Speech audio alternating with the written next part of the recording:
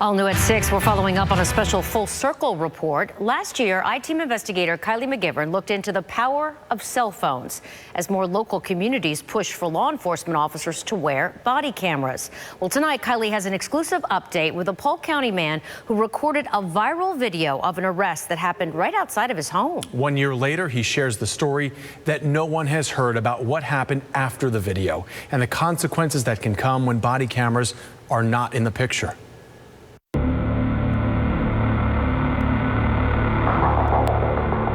It started with a video that went viral.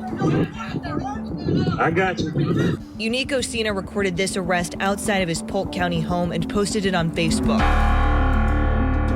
Bro, you hitting this man, bro. That's up.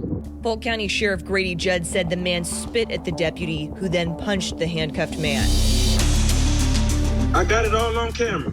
The very next day, deputies showed up at Osina's house.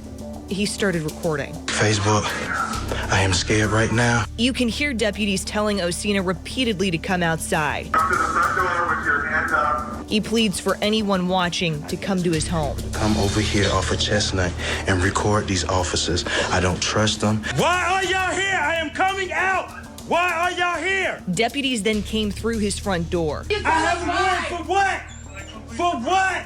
Sheriff Judd has denied the arrest was retaliation, but acknowledged deputies ran Osina through the warrant system after he posted the video. A warrant Osina says he did not know he had. While this was going on, the detective, she called my phone and left this voicemail. Hey, I'm outside your house I just want to talk to you about that video that you posted. I think that was pretty messed up what the cop did. If you can give me a call back or, come outside and talk to me when you talk about it. Now, one time in that voicemail, did she say I had a warrant? A warrant for aggravated battery after a dispute with a man who, according to police records, was in a relationship with the mother of his child. That man was allegedly struck with a crowbar. In the months since, Osina filed for an injunction against that man, one the judge granted. Back to Osina's video showing deputies entering his home. The screen goes black, but you can still hear Osina. I can't breathe. Sir, I can't breathe. At the time, the sheriff's office told us our deputies were professional, patient, and respectful. If he is alleging any inappropriate use of protective action, we categorically reject that characterization. Osina has since moved to a different home in Polk County. I didn't feel safe there no more. When you think back to that, what do you remember about shooting that video, and how has it affected kind of where your life has gone since then? To be honest with you, truthfully, I wish I never would have recorded that video. That video has ruined my life. Osina is now facing additional charges from the time of his arrest.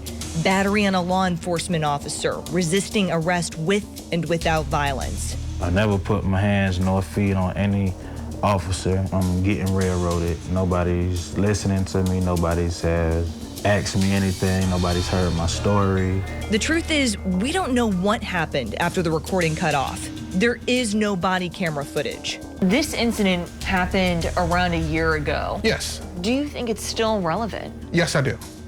Yes, I do. Pastor Carl Soto with Black Lives Matter Restoration Polk says Osina's case and what it represents is bigger than just him. I believe what they did was an act of retaliation in a way to shoot his credibility, to devalue his credibility. If body cameras are not implemented, we're going to be dealing with the next story, and then the next, and the next, and the next. And what my fear is Mr. Osina is not going to be the only one. What does it say to you that, depending on where your arrest happens, right, what jurisdiction you're in, the outcome of your arrest could depend on whether or not they had cameras? It's frightening. So it's very frightening to be placed in the hands of custody by law enforcement without an actual third party, such as a camera, that I believe would be for my safety and theirs.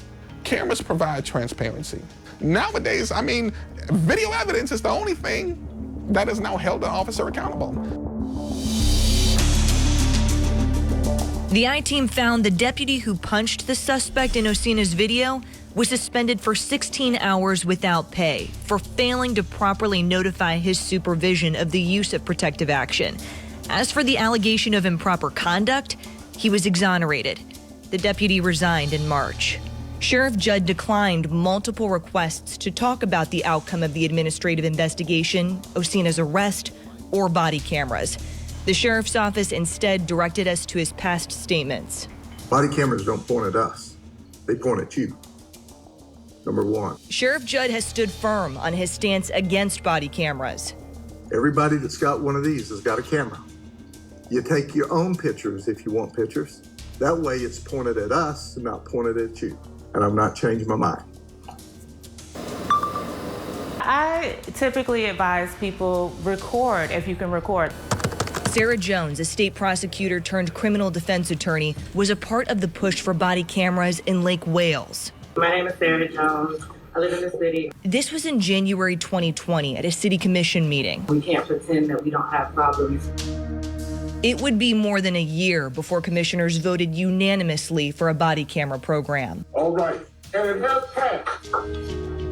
The police department becoming the first agency in Polk County to use the equipment. It's not just in the suspect's favor, so to speak, for us to have body cams. It protects officers who are accused of misconduct when they didn't, in fact, engage in misconduct. The state is spending a lot of money prosecuting he said, she said cases. There's no question as to who's telling the truth and who's not. You see it on the camera. We need body cameras so we could get the whole ordeal. Without cameras, anything could be said. And in Osina's case, it's his word against the sheriff's office. I'm I-Team investigator Kylie McGivern, taking action for you. Kylie, thank you.